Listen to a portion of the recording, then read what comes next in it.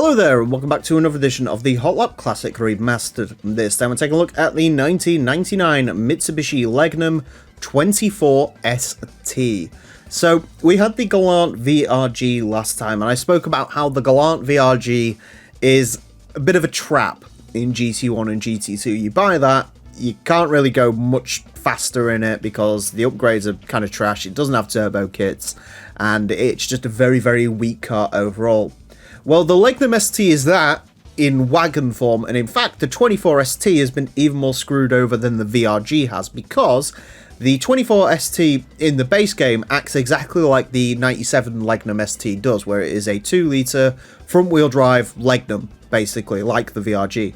But it is actually, because it's the 24ST, this is supposed to be the 2.4-litre four-wheel drive model.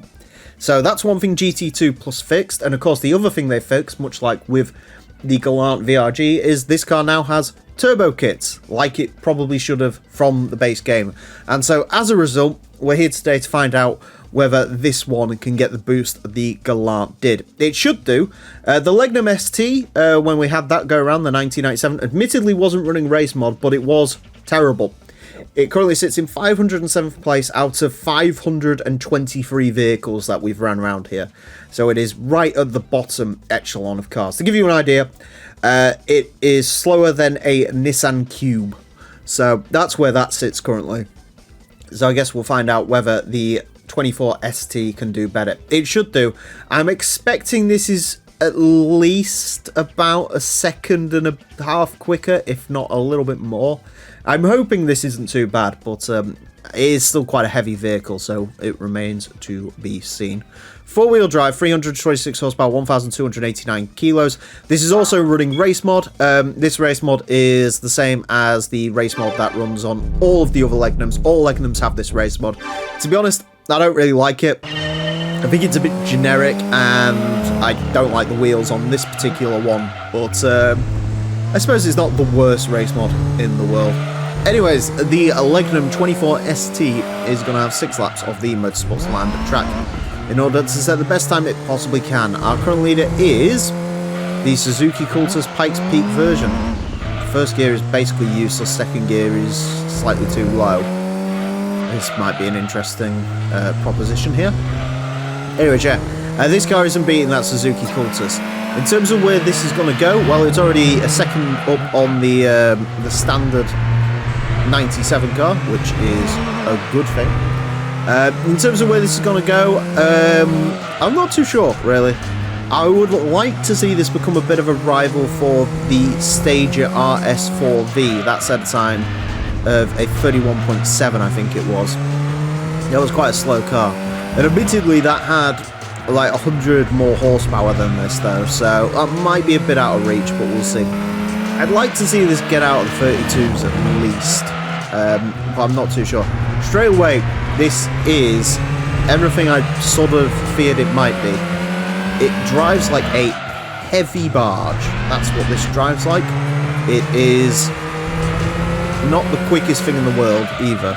So yeah, interesting to, well, I say interesting to pilot. It's not very interesting to pilot. Funnily enough, this is how it should have driven in the base game, and it isn't driving particularly well. 32.151 on that first sort of proper representative lap, if you will. That was quite a good line through that corner. You can see the understeer in this, though. That was like full lock left to right on this. My thumb actually hurts from how much steering input I was trying to give that then. Okay, that works. So to try and chuck it into that corner to keep the revs up, because that's the one key thing with this is the second gear really doesn't last all that long. It is under 32, a 31.891. We'll take that.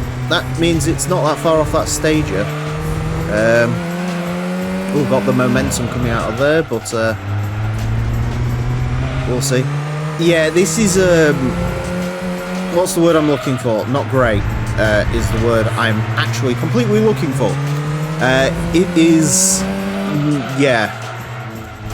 I don't really know what I was expecting out of this. Sort of, these Japanese wagons are very mixed in how they are.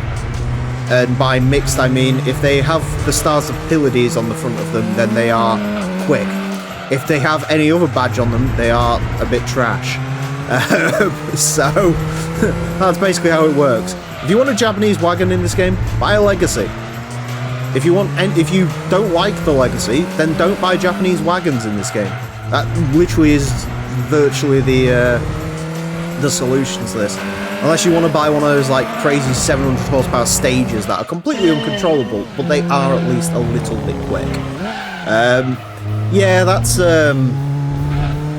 not great. It is improved.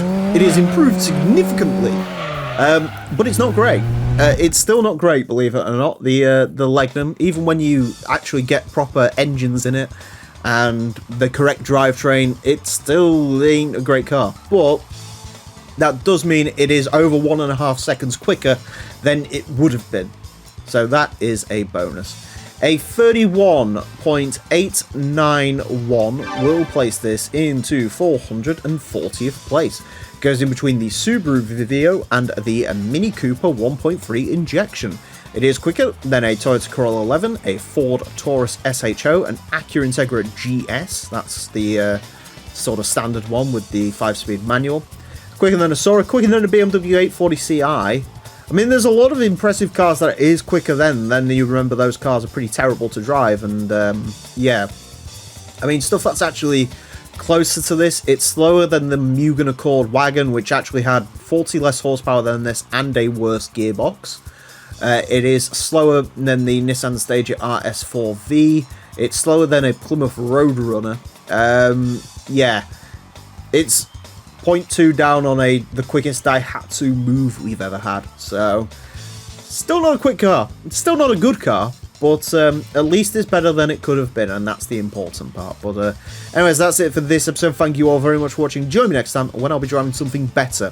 Until then, farewell.